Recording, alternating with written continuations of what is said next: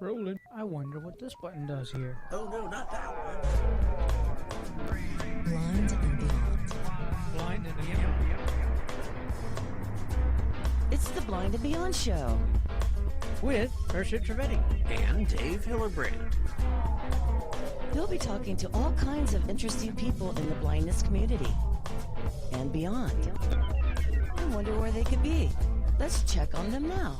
5, 4, 3, 2, 1.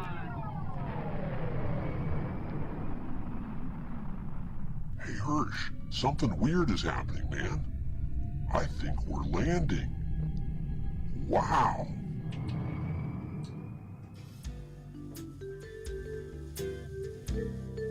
And we are landing. I wonder what this button does. Yes, Here indeed. at the Blind and Beyond radio show. Welcome back there, Dave. How you been, brother? I have been doing good. What about you? Hey, we're both actually at home for a change. How about that? Yeah, it feels like it. I think, was I home last week? I don't remember, but we are home, and, it's kind of interesting to be home. Yeah, Got to open up the blinds and got to open up the shades, and, True. You can do laundry in your own machine, Right. It's a beautiful thing. certainly. Well, hey, we've got some important things we've got to mention Most definitely. before we get underway. Yep. Let's see. First of all, I know a lot of people will be interested to know about Lynn Golder, who is one of the founders of the Blind and Beyond radio show. And as many of you know, Lynn has been ill, and she is now home and doing better. Got home yesterday, and things are looking up. So we will certainly let you know, and we know that she appreciates your prayers and thinking of her, and keep the good thoughts coming, because those are very important. So, on another very happy note, one of our past guests, independent recording artist Gabriela Marie, who is a wonderfully talented young lady. We had a great time with her, and she is having her album release party coming up on September 18th. That is September 18th in Daytona Beach at the Awesome. My neck of the woods, yeah. Cinematique Theater. You know where that is? Over there. So yeah, it's just Like- down the road Yeah, from like, a little. over there. Well, I can somewhere. tell you, it's on 242 South Beach Street in Daytona Beach. So Awesome. That's a nice little September- area. Yeah, You September know where 18th. Jackie Robinson Stadium is? Like, you've ever heard of that? Yeah, Have Jackie you ever heard Robinson. there's a baseball field right nearby, so, I mean, heck, you might even catch a game or two. You never know. Never know. But, you know what? There's much to say, and I do also want to give my strength to Miss Lynn Golder. Glad that you're back home, and,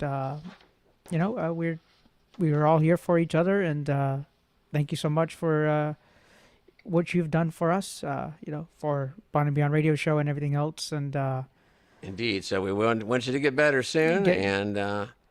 absolutely. One thing, we're always doing something different here on the YouTube show. This time, today, we, instead of going out to get our talent is coming here. We have a special guest in the studio, so I've got to give him the official announcement. So, cueing the snare drum, ladies and gentlemen, weight unknown and height unknown, our good friend Dr. Rich Davidson. Welcome. Yay. There's Dr. Rich. Welcome to the show. Thank you. Yeah, thank you guys very much. It's Absolutely. an honor to be here. Appreciate it greatly. And I think this is amazing what you guys do. I really do. It's an honor and a pressure to be here, right? Hey, No, man, he no. came to you, Dave. I mean, don't complain, man. Yeah. More That's guests- true. That's the beautiful thing, and we appreciate that. Now, to give you first some brief background, I originally met Rich at EOS Gym. He is my official trainer once a week, and helped getting me fit, and also I've learned so many other things from him that I wanted to share him with our audience, because for one thing, he's got a book that will be coming out very, very soon, and everybody that we have on the show has got a story, and it will be interesting to the blind community as well as the sighted folks. So the fact that he was willing and eager to deal with an old 64-year-old dude and help me get around the gym and show me the right ways to do stuff is Dave, I think enough. You put in your efforts, I think, Dave. I think that's the result of this, isn't it? Well, that's part of it. So, but let's I always like to go back into childhood, and of course we want to hear Rich's story. But first, I did mention it is Dr. Richard Davidson, and so he's a doctor in chiropractic as well as being a coach, strength coach, all kinds of stuff, and even what he's doing for me as a coach is only half of what he does as a regular job. So, why don't you tell us a little bit about what you're doing along with doing the trainer type things? Absolutely. So I do train at night, but during the day, I'm the Dean of Sports Science and the head strength and conditioning coach to John Melvin Christian College, which is located in Winter Park. It's the third campus. There's one in Pensacola and Crawley, Louisiana. Met the owner of that through a mutual friend who's actually the founder of Full Sail University. Oh, wow. Yeah, John Phelps. So What a small world, right? Yeah, it's amazing. So I started doing that, and the biggest thing I do there, I teach 14 classes. I train the athletes for their games, and for a season, our baseball team and softball team both won their championships. The culture there, yeah, it's amazing, because the biggest thing about it is building culture. And when you're building culture, that leads the way to so much success. We have such a strong team there. It's a great school, a great opportunity to learn a lot about yourself and just become a better human being. And to help these young guys and girls do that is an honor. You know what? One thing I'm hearing. Sorry, I hone in on these things. I'm hearing an accent. Where's that accent come from? You can tell he must be from like Alabama or something. Well, that leads me into my story. I'm actually from Kentucky. I'm just kidding. Born and raised Brooklyn, New York. Okay. And went from Brooklyn, grew up in Brooklyn, went to New Jersey with my family, went to Fairleigh Dickinson University in Teaneck, Hackensack, New Jersey. Great school. Hackensack, yes. And then went to Logan College of Chiropractic right afterwards. Changed my major a couple of times. Gotcha. But in all, I knew I wanted to do something to help people, to serve people. And I was big into health and fitness from the age of 15. And I decided to take the jump and go into chiropractic. Moved back to New Jersey after going to chiropractic college in St. Louis, which I was there for 4 years. From New Jersey and New York, I was licensed in a few states. Decided to move where my family was in South Florida. Opened up a multidisciplinary office with a chiropractor.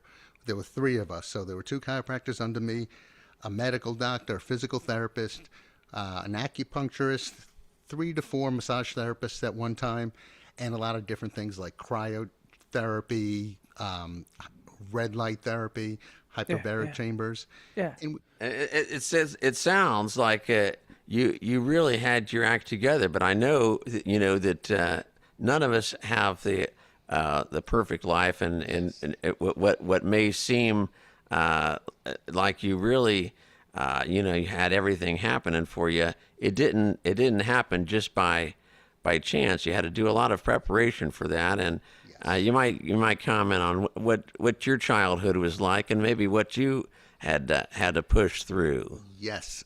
So when I was a kid growing up, my father, God rest his soul, he he was a drug addict, and he lived on the streets, basically. He lived on the streets, was kicked out of his house when he was very young, became a drug addict at a very early age, got into crime and everything along those lines. Started going to rehab when I was 9 years old. And some of the things I experienced as a kid, nobody, adult or kid, should have to experience. Very scary things, from stabbings to other things. It's very intense. But my father grew up as I was growing up. We had a very rocky relationship. My mother was always the peacemaker, and she basically made sure my younger brother, myself, and my father, who's like at the time my older brother, for lack of a better word, we had our stuff together, which wasn't an easy thing. Right. After I guess because of the boys kind of thing, huh? Yes. Taking care of the boys. And that's no easy task. She deserves a Medal of Honor for that. She really does. Sainthood. At least. So this is where the story gets really interesting. Please. I have an amazing chiropractic office. My late father-in-law is living with us. I have 7 businesses. I get into durable medical equipment with Medicare. Becoming very cocky, just delegating to other people. I decided, since I have a lot of patients who are UFC fighters, and I have a background in martial arts here and there, I would do it. I decided to train for an amateur fight. In the process of training for this amateur fight, I got a very serious head injury, which turned out to be a hemorrhage, slow-moving hemorrhage, and had surgery in January 26, 2018. In that process, I had to change the way I was delegating. I outsourced the company for my DME. Everything's going great, cocky, like spreading myself thin. I get a call from this lady on April 9th, 2019. The FBI's in my office. You need to shut down your durable medical equipment companies. I didn't do anything wrong. Why do I have to? That'll get your attention. They having the FBI just happen to stop by for lunch. I mean, our last guest was carry on, but that's rough. So please continue. What happened after this? All right. So I didn't shut it down. I said, I'll have my attorney. I have an attorney. He's like my quarterback. So anytime I needed something, a contract to be drawn up or whatever it may be, he had a huge firm that he'd send me to one of his colleagues. He basically talked to the FBI, and they said I was eventually a target. I wanted to fight it, but he explained to me there's no reason to fight it. You would lose. And I learned a very serious lesson, which I'm going to talk about in the future of this conversation. But I lost everything, in other words. I had to take a plea deal, lost my business, lost my house, lost all of our money, lost my reputation in the area. I had a very, very successful, thriving, multidisciplinary office. I had a great reputation in Boca Raton, Florida. Yeah. And I lost all that. And I wouldn't say most of all, but I did lose my freedom, which kept me away from my family. I did spend 18 months behind bars for what I know now. I finally came to terms with it, but for not doing my due diligence and spreading myself too thin and just not caring about anything except for keeping up with the Joneses. So where were you? What jail were you stuck in there? Yeah, right. Here in Florida? No, I went to Pensacola at first, but I couldn't go there because there was someone from the case there. So I traveled to what was it called? Santa, I forgot the name of it, but a county jail for a week. Gotcha. Then I went to Marianna, Florida for a month. Then I went to Atlanta for a month until I landed in Edgefield, South Carolina, where I spent 16 months there. Well, see, this is a beautiful opportunity to see the country. Yes. Instead of, unlike the Army, to see the world, you were getting to do a minor tour of the penitentiaries. Well, I'm sure you were happy to leave that behind. But yes. One thing that you certainly had to fight through that a lot of people never have to go through. So I'm sure that was an eye opener, eh? It was definitely an eye opener, and people ask questions. I'm very open and candid about my experience. And I would say the two biggest things I learned are humility and gratitude. Those are the two biggest things I learned, and it's been How would you say if we go down the pathway of humility? Could you explain one by one? How does it affect you?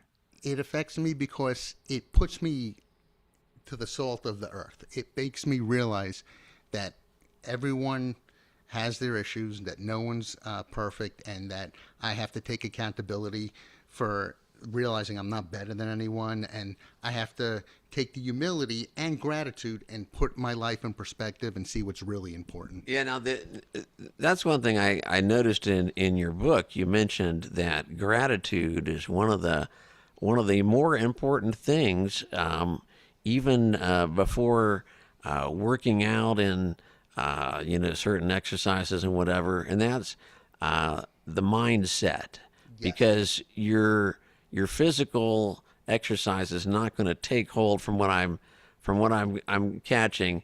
It's until your mind is set in the right way, and one of those things is, of course, humility and gratitude, and there are a couple other things that you had mentioned that you might comment on that are huge, important, like deciding what comes in. As we're adults, we're allowed to hang out with who we want to, and in a matter of deciding, hanging out with positive people and whatnot. Yes. A mentor of mine, Dr. Larry Markson, basically his quote, very simple, "It's all in your head." And that stuck with me. And as he held me accountable throughout the years, one thing that I did realize is who you surround yourself with is who you are to an extent. If you sleep with dogs, you're going to get fleas. When there's smoke, there's fire. You hear a whole bunch of different analogies for this. And they knew what they were talking about, They right? did. And it was definitely something that stuck with me, and it made me realize and look around and see the people I was hanging out with, seeing what was important, which is family and what eventually became faith, which I'll talk about in a second. Yeah. I'll talk about it now. It's one of the 7 pillars of my book, and it's spirituality. I was born and raised Jewish. Got bar mitzvahed at the age of 40. However, after going through this experience and learning what humility is, I got very involved with church and learning about that, being very open-minded about that. And I'll never forget, it was the scripture by John 8:1 to 8:11, and it was about the adulteress and how Jesus basically said, "Hey, if anyone is perfect, throw a rock at her, but if you're not perfect, turn around." Essentially, that's the Brooklyn style of saying it. Right. But what he was basically saying is that everyone turn around because you're not perfect. And he looked at the adulteress and said, you're free to go, but leave this lifestyle. And I think that was very, very strong and resonated with me. And I decided to do communion and learn about Christianity. And that's part of the journey. Yeah. And the fact that you mentioned about being open-minded is kind of how it all happened. That it kind of is mentioned in your book too, as far as of course you were open-minded as far as religion and seeing other things how affected you in your life, but also being open-minded for example in a physical way, not being closed-minded to thinking of certain things that you can't do because you've never done them before, for example. And simply that being open-minded means you like if you fail at something, it means okay, this is something that this is a mark for, that I can compare to get better or whatever. That. If that makes sense. That does make sense, and that's a big part of the humility. I think Hershi, right? Yes, sir. Said it? Yes. You asked me one of the big things about humility, and the biggest thing about humility is saying, hey, I'm open, teach me. I'm not perfect. I want to learn. I want to be a better person. And that's basically the cornerstone of what humility has done for me. Realizing that am, I am, I'm not perfect, and that I need to learn, and I can learn from everyone. And I really take that with me, and I So do learn. let's take you to your childhood, actually, Dr. Rich. Sure. You mentioned before 15 and all that, because some of these things come with us, right? Life sometimes throws so many oddballs at us, and either you catch them or you get hit by them. What was your journey like as you're growing up? Like, what are some fun memories, regardless of, you mentioned your father's situation and all that, but what are some memorable, things that you remember from your upbringing in New York? My upbringing in New York was growing up, living, playing football on the concrete, playing baseball, boxing. So let me doing guess, this- drinking the water out of the hoses. And Yes, stuff too? that too. It's really good water. Brooklyn has the best bagels, so they say. So it was basically, like living what you see in the movies, running around with your friends, riding your bikes. It was a really good childhood in that sense where, Yeah. we were kids and we got to experience what life's about, playing Well, sports. And as we go back to humility and the different phrases, it's also a teaching moment for us as we come from different decades. And Dave mentioned earlier, who's gonna want me to walk around a gym or what have you. And I come from a different decade, perhaps as well. But I think it's a connection of the storytelling of how we kind of came up from where we came up from. Some people may think of it it's rough, and some people call it love. What do you call Yes. Brooklyn? I call it diligence, resilience, and tenacity, if I was to put it in words. Wow, beautiful. That makes sense. Yes, and there's you could take another phrase. You could take the boy out of Brooklyn, but you can't take Brooklyn out of the boy. And I really see that the way I am. My wife always makes fun of me because I'm from Brooklyn and I say things differently. And she. That reminds me right off the bat. We got to say a special thanks to Dr. Rich's wife Chelsea, because this gotta is say Rich happy- and Chelsea's anniversary. Happy anniversary. Yeah, Happy anniversary. And Thank you. And he's here. Yeah, I You mean, know, again, I feel like resilience. Come on, I Brooklyn's here, man. I owe Chelsea like big time, and I feel like I know her already. And thank you, Chelsea, for being tolerant of this nutball over here. No, Do you have a couch for me to sleep on? yeah, you're sitting on it right now. We'll just rearrange the pillows a little bit, but no, you were very generous to be willing to do this, and we'll certainly try to get you out at a decent time so that you guys you young lovebirds can have fun. So Yes. I did want to talk about though, as far as the health benefits and working out and stuff.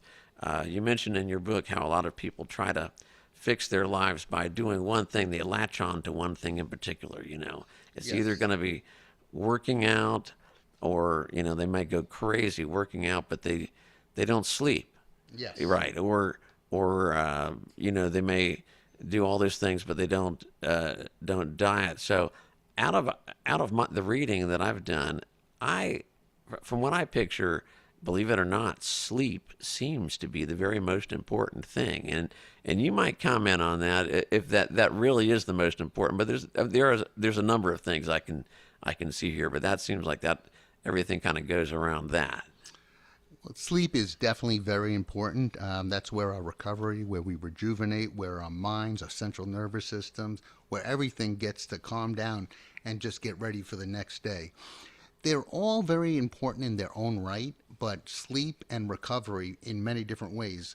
I use the word rest and recovery because they go hand in hand. You want to sleep 6 to 8 hours a night with good sleep, quality and quantity. And at the same time, you want to rest your body. A lot of people, including myself, I'm definitely guilty of it, work out too hard sometimes, don't let our bodies recover how they should, and then we're tired and fatigued. when if you have a good balance of it, that's going to make the changes. Oh, that's another thing that I remember reading that you commented on is along with sleep, the like powering down that time before you actually you basically need to have at least an hour of downtime before you. In other words, it's not like a light switch where you go straight to sleep. You've got to kind of power down a little bit. Is that right? That's very true. And it's very challenging in this day and age for people to do with everything that we have access to. But studies show, and just in general, to let your body get ready for sleep. So, like you said, the light switch, you can't go from 100 to 0 and think that's going to be healthy. You got to slowly go into your sleep so it's a deeper sleep and it's a more comfortable sleep, and you get more out of the sleep, if that makes sense. Gotcha. It does make sense. And then you had mentioned about the subconscious a lot of times. Yes. Is basically the subconscious kind of runs everything, and how your brain is wired is how it's going to accept the exercise and all that stuff to make you healthier. So, maybe you might comment on that a little bit about it as far as the subconscious goes, and once again, as far as how we, I know we're all wired a little bit differently, but how you best be able to prepare yourself for being being prepared to change your lifestyle and whatnot, because it's not easy. It's something you got to decide to do for sure, and not just hope that it's going to happen. That's a great point you bring up, Dave. Most people, everyone basically, they're very aware of their conscious thoughts, their conscious behavior to some degree. We need to program our subconscious mind, which is basically the thing that goes, it goes on its own. We don't even have to think about it, but it leads our thoughts, it leads our actions. So we have to feed our subconscious mind, and the way we do that is by being good to ourselves. Affirmations are very important, staying in, eating healthy, working out. And this is very important because this is where all the 7 pillars of human performance intertwine. So if you have good affirmations to yourself, if you're spiritually in touch and just calm in that sense, if you're eating healthy, if you're working out, all these things are going to program your subconscious to some extent, and it's going to help you look at life differently. And you're not even realizing you're doing it because it's subconscious. So when your MO, your modus operandi, is usually staying up all night and then, partying, or like thinking you're not good enough. Or Hey, watch it. Come on.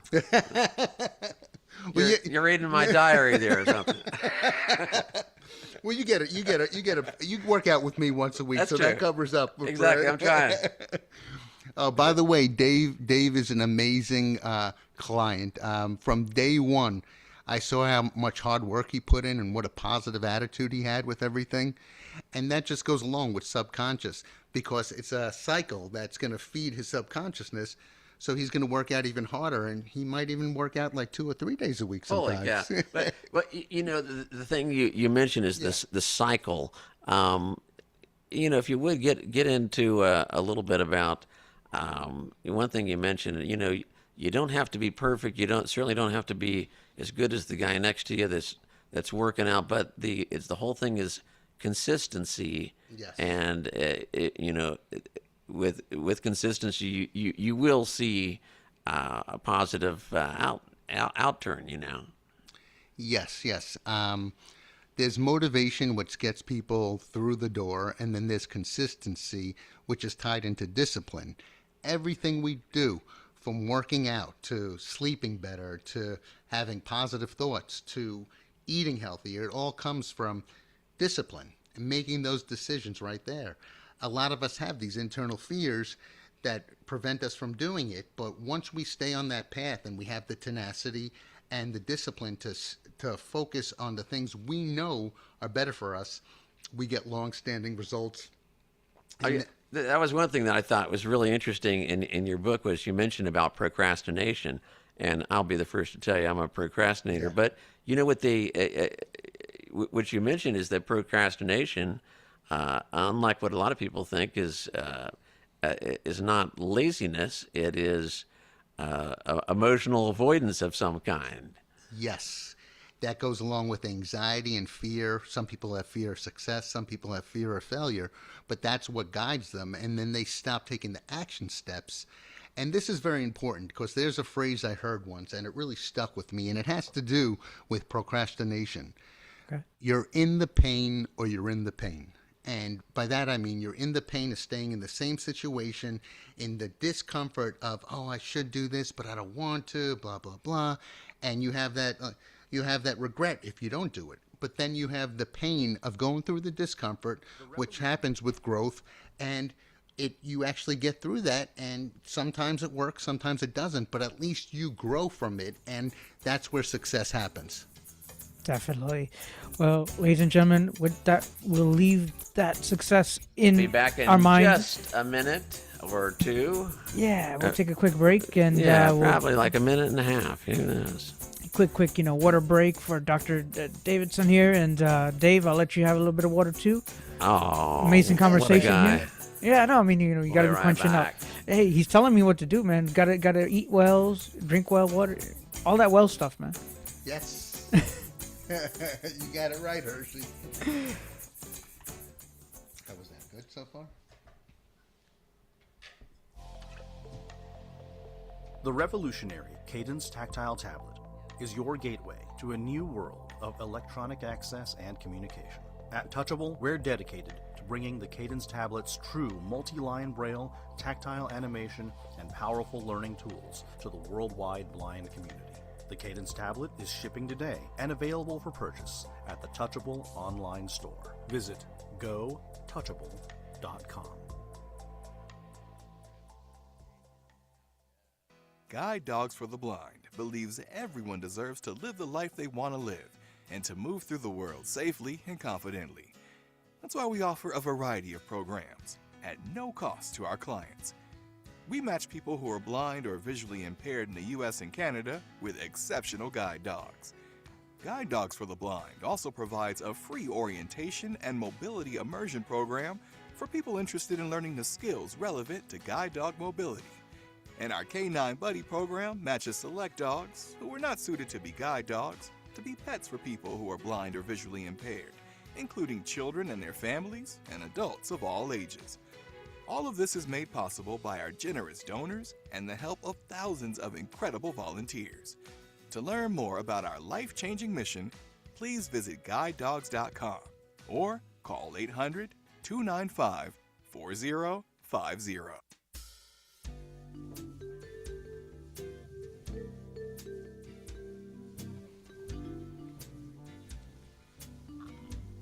Wowie zowie, we are back here on the Blind and Beyond show.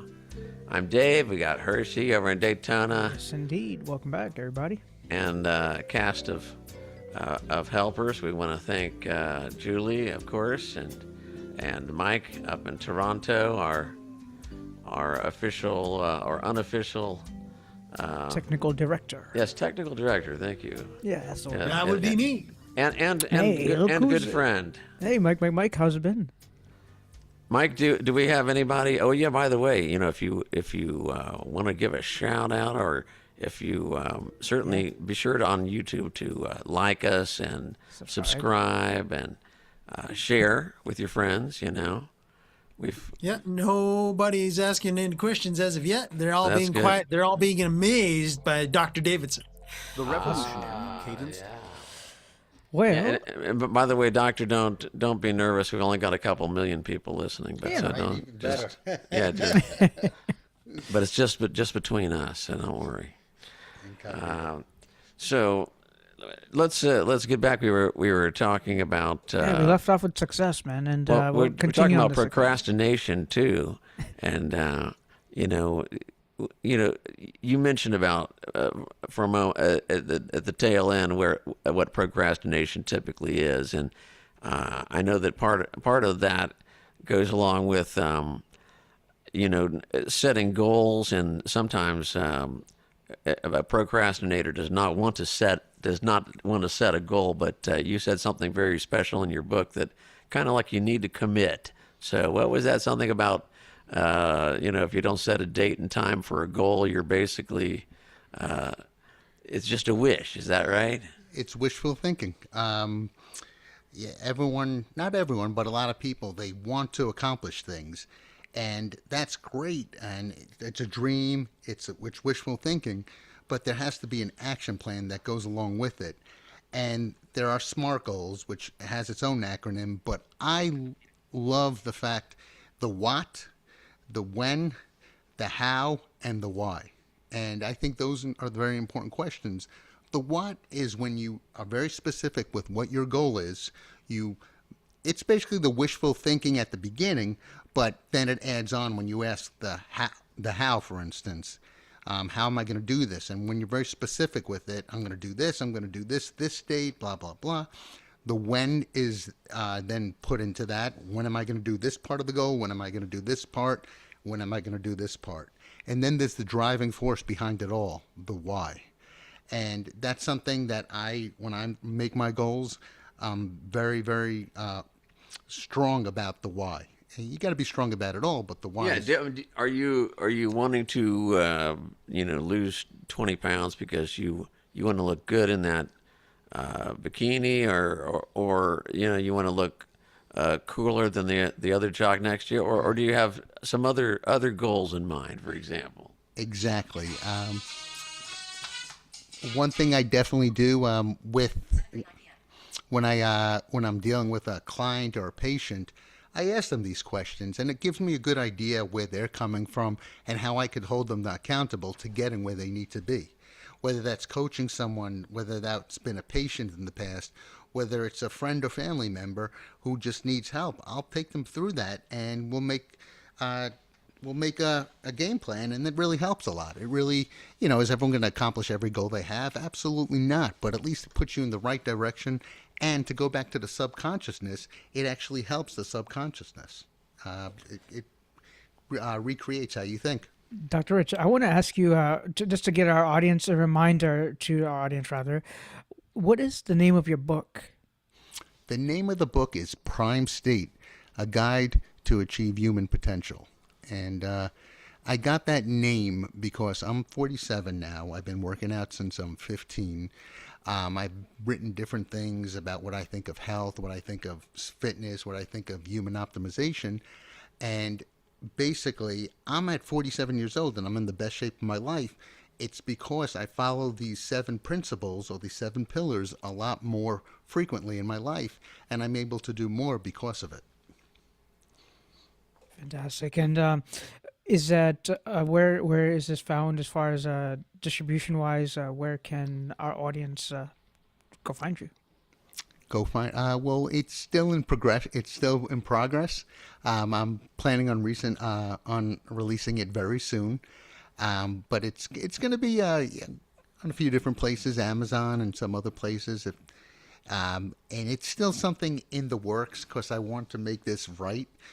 One of the things is I used to be ready, fire, aim. So I was diligent. I'm like, all right, let's go. And then as we're going along, I would adapt to it, which is okay, but it's a lot more efficient and proficient when ready, aim, fire. So it's not necessarily a procrastination. It's more of being very calculating on what I need to do to make sure that this book is successful and it gets out to as many people as possible.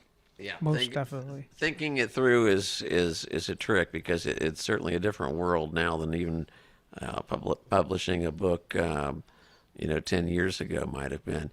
I wanted to comment one thing you had talked about with training, and a lot of us don't think about, but that's breathing. And of course, you always hear about someone saying, "Just breathe." If you got anxiety. But I wonder if you could go in a little more in depth. You had even mentioned almost a formula for breathing where you inhale and hold it for a certain length of time, and it helps in a lot of different areas. So you might mention about that. It's something that's one of the most beneficial things for me. Whether you're having anxiety, you're getting ready to work out, you're getting ready for an event. I actually did it before I came in here, so I was as centered as possible. You breathe in through your nose for 4 seconds, you hold it for 7 seconds, and then you exhale for 8 seconds. You do that for approximately 3 to 5 breaths, and it is amazing the difference you will see in your physical state, in your emotional state. It really gets you centered. Another thing before I forget to mention it, one thing that really hit me that I think would really get attention to from a lot of the blind folks as well as sighted people is you mentioned in your book that it's important for people to have a coach and or therapist that or someone to be able to talk to because you had an interesting quote and it had something to do with you can't read the label from the inside of the jar. So in other words, you need somebody on the outside of your life that can help you and be able to see things in with a better focus perhaps than what you'd be able to see. So maybe go in on that a little bit, what you found with how therapy might have helped you and or a coach, and and with this time we got together, maybe you might mention some other stuff that you think is really important that's affected your life that you can share with us that we might be able to benefit from. Absolutely. I believe that Oh yeah, by the way, I got to say one other thing. You suck because your voice sounds so much better than mine does through this microphone. What is up with that? Did you notice that, Hersh? The guys. I mean, Yeah, I don't know. it's that Brooklyn in them, I guess I don't know. It's the Brooklyn accent. It's that bit of. Well, you sound awesome, dude. Anyway, continue on, please. I got a little joke for you guys before anything. Go I went for to it. Chiropractic College in St. Louis, and I was the vice president of a class of 100 people, and I would give the announcement. And one of the guys who I became friendly with at the time, I really didn't know him that well, he goes, "I didn't know you were from Brooklyn. I just thought you were stupid." So that's what we get from being from Brooklyn with this accent. So I just you thought, got to be tough. Take some serious abuse, you poor guy. Yeah, I thought it was hilarious, and I really respected him for saying that because he's very honest. But when it comes to mental health, like physical health, you get a personal trainer, you get a chiropractor, you get a Pilates instructor, spirituality, whether you have a faith or religion, whatever it may be, you have someone that guides you. And with everything, a nutritionist, and the list goes on. With your mindset, it is so important to have someone not only help you with the challenges that you're having that are hurting you, but also to see how you could expand your mind. Coaching, counseling, that all works. I've done it all. And it really, you have someone on the outside who's not judging you, but who's actually looking at the process that you're going through and some of the goals and the whys and the whats.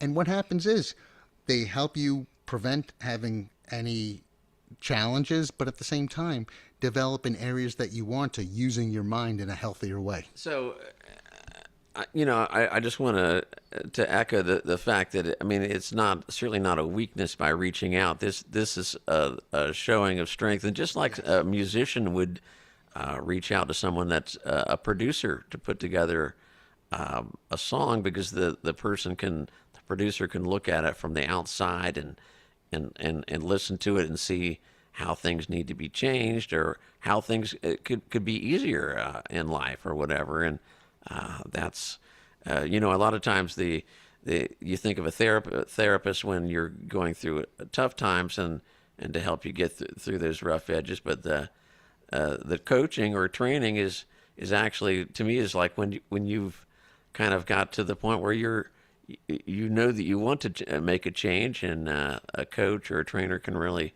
point you in that direction. Yes, it's never a linear thing. People who have certain challenges with their life, like for instance, I had a father who passed away a couple of months ago, and my mother now is very sick. So I do speak with someone to help me with that and to guide me to be the best son I could be, to stay as strong as possible.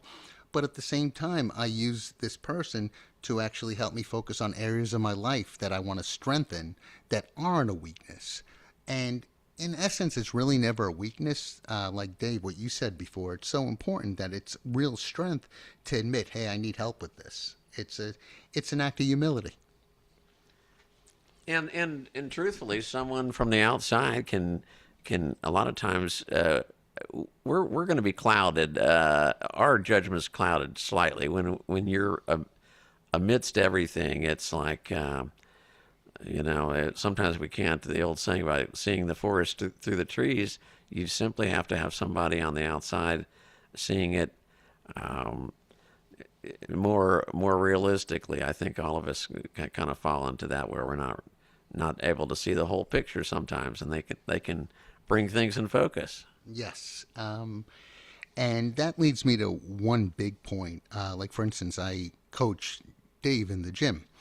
Yes, I'm providing a service for him, but when you have empathy and compassion and love for someone, and it's to a point where you want to see them do better, that makes the whole experience. It exponentially increases the experience. So working with Dave, and I use this as a good example, he gets the results, but he gets it in a way where he feels better afterwards. I tell him a couple of jokes. I actually encourage him with honesty, and I think that something like that in any service-oriented business that you're in, or just as a person in general, it goes a long way with the people that you're around. I think that a lot of the people at the gym are probably very jealous and wondering why we're laughing and having such a good time, but it's all in between the sets, right? Yeah. And yeah, exactly. It's, I think with everything in life, and I know I'm going a little bit off, digressing a little bit, but it's so important to give back, to serve people. And I think that's one of the biggest things in life. And I think that when you do that, it builds people up, and there's not much negative that comes out of it. It's all positive. Dr. Rich, I was going to ask you, as far as certifications and stuff, want to kind of hone that in a little. Okay. So, in this juncture of your life, has those certifications helped you, to maintain or not to maintain, or what was that pivot point? Like, for example, chiropractic. How does that licensing work? Or because there's definitely blind people in the industry that are seeking various jobs, and where can one momentum take them? In other words, and if chiropractic is something that a blind person can get into, for example, how does it work with the licensing? Is there you've kind of had your ups and downs with things, so how does it work for you in modern day? Well, the first thing is, and this goes hand in hand with someone who has a loss of sight, their other sensations and their other sensitivities are enhanced. And one of the biggest things about chiropractic is palpation, feeling the body on many different levels. Nothing crazy, but just on many different levels. And I think that people in this situation can benefit greatly as a healer and become really good chiropractors. As far as the path to how to get there, I mean, there's a lot of nationwide testing, exams. There's a lot of states have their own exams. So it's a rigorous project. It really is to become a chiropractor. Actually, it's very interesting. Chiropractors are in school for more hours of human anatomy on physiology than any other profession for that matter. Interesting. Doctors have residencies, and they know a lot about pharmacology, toxicology, which is great. They need to know that. As far as chiropractic, which gives me a whole philosophy for one of the reasons why I created this book, it's a holistic approach. And I think that when you look at every aspect of what makes a person whole, that is going to be the foundation for them getting better. And my book, Prime State, has all that. I mean, the 7 pillars, I'll just go over them really quick. Please. You got mindset, you got nutrition, you got rest and recovery, you got functional exercise, you got structure, you got physiology, and you have spirituality. And if you have all these and a good hold on all these, you're going to have a lot better of a chance of living a healthy, more complete, more functional life. What would you call for structure? You hit up the word structure there. What would you call that? Structure, one of the biggest things is posture. Having a strong posture, having good bone density. But in general, it's really funny how these all intertwine. When someone has physically better posture, it's almost like a positive circle where it helps you mentally. It affects the central nervous system in a different way, as opposed to when someone has a slouching posture where it's going to affect their central nervous system, where it's not functioning in a positive way as well. So it intertwines where it affects the mindset of someone when they have bad posture. So when you have good posture, it's going to help you function better mentally, physically. You're going to be able to move better. It's going to help the physiology, which is more of the biomechanics of the body. It helps a lot of different other areas of what makes a person whole. Well, plus you had mentioned about structure as far as the consistency goes. Yes. Aspect in your life, and where you don't have to be necessarily perfect, but getting into good habits can creep into our subconscious, strangely enough, and before you know it, you don't realize that you're actually doing something good for yourself, right? Exactly. The first thing is self-awareness, but after you work with that self-awareness and know what you need to do, it almost becomes second nature. I learned there's 4 parts of basically anything when it comes to being proficient or skillful at something. It's unconsciously incompetent, consciously incompetent, consciously competent, and then unconsciously competent. And that unconscious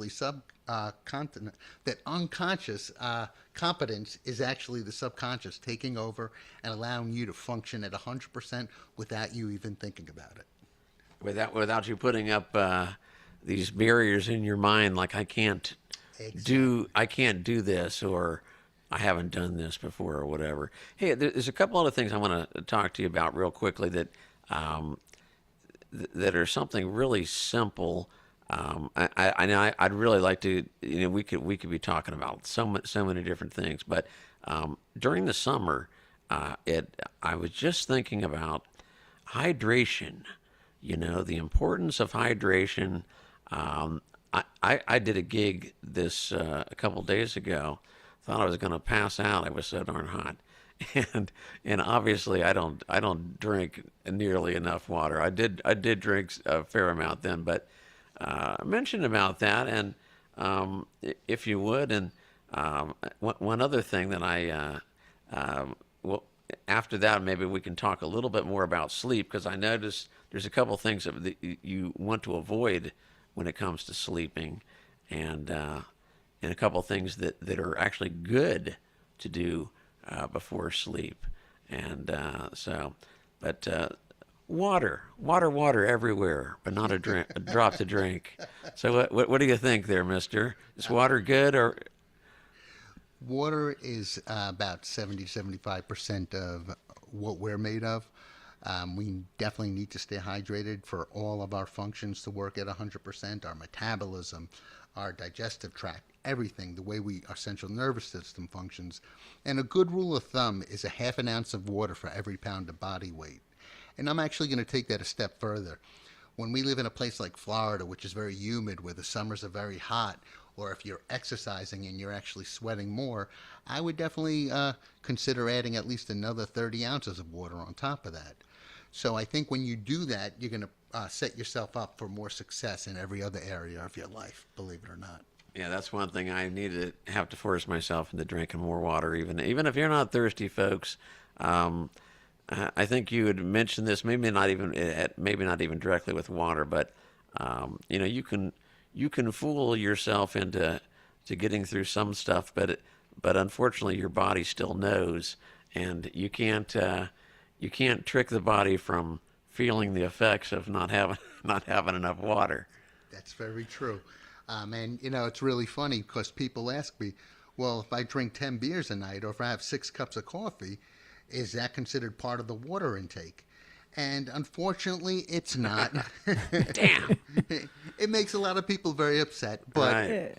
it's very important to drink, whether it's just pure water or if you have something like juice. I prefer that you do a diluted juice, so it's not too much sugar to your system, but Right. it's definitely something that. That's smart. Yeah, it Well, definitely helps. you know what, Doctor?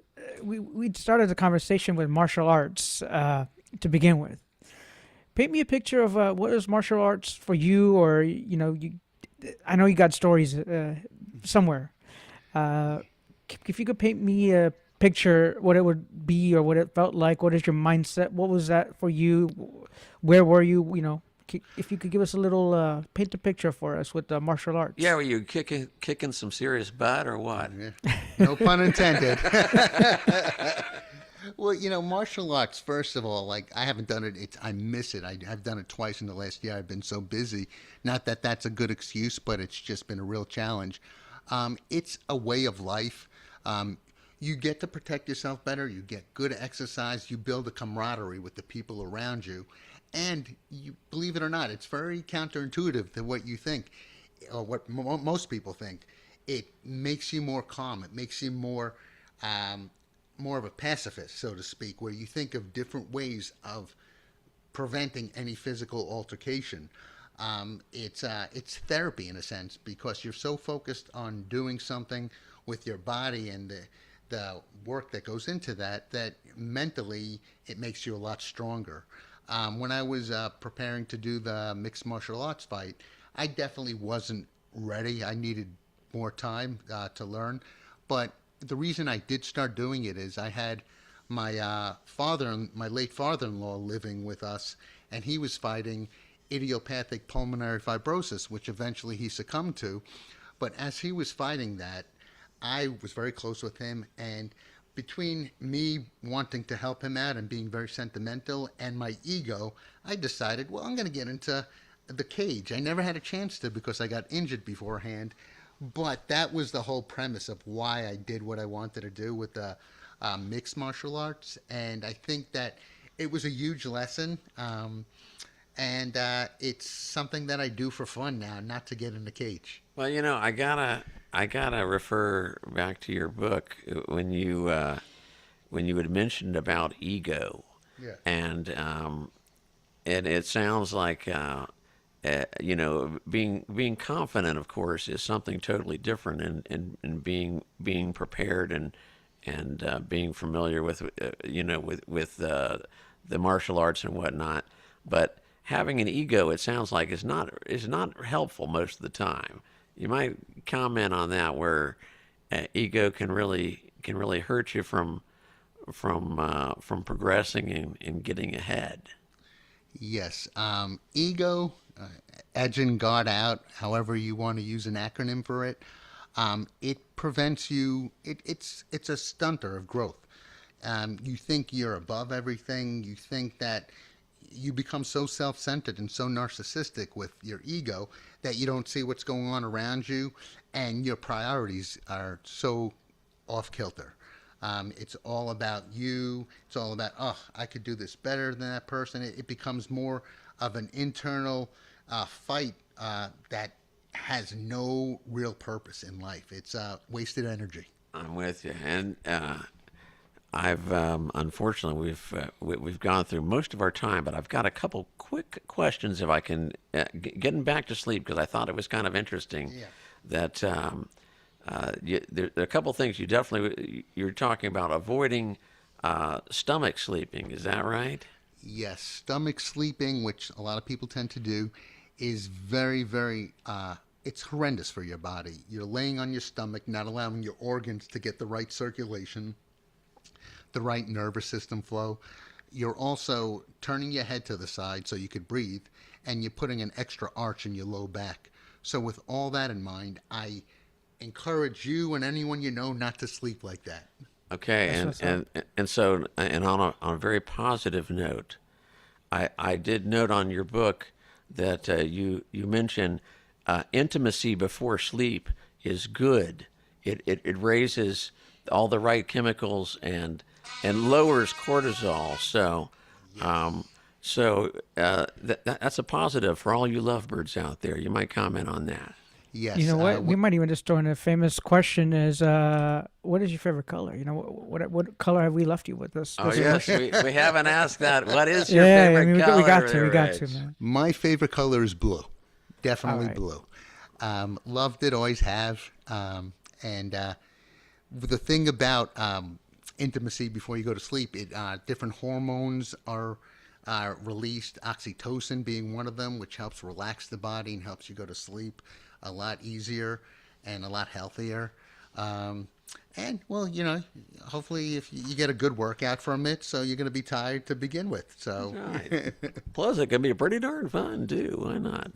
So, that is important to know as well. So, With that, Dave, I mean, we should let him get to his anniversary. we pretty soon here, need too. to cut you loose, but I want to know if there's anything else you might want to leave Anything us we with. left on if the there's table, brother. Something that you especially want to let people know of, or if there's any one specific thing that you think might lead people to more success than others, and maybe sometime we can drag you back here again so we can talk about some more stuff. But I would actually love to end on a quote that I used to affirm to my kids every night until they were too cool for it, but they'll get back into it when they're later.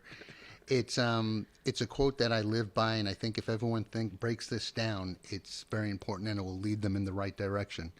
Work hard, do your best, speak the truth, assume no airs, trust in God, and have no fear. there you go. Thank you. Have no fear. That's not so easy, but Takes time. it does take time, and once again, it comes back to mindset. So, folks, we want to if they wanted more information, definitely leave them out in the comments, and again, we will subscribe. hook you up and certainly get news out when book Dr. comes Rich's book is out. And thank you very, very much for joining us, and we're thrilled to have you, and we'll Thank you do it again Dr. sometime. Rich Davidson. Thank you. Thank you guys very much. Appreciate it so much. Absolutely. All right, and so we will be back next week.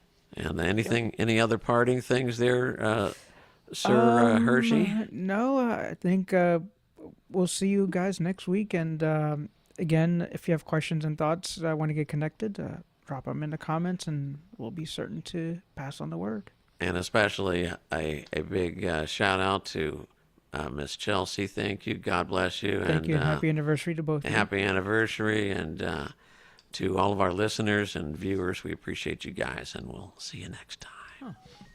I wonder what this button does here. Oh, no, not that one. Blind and Beyond. Blind and Beyond.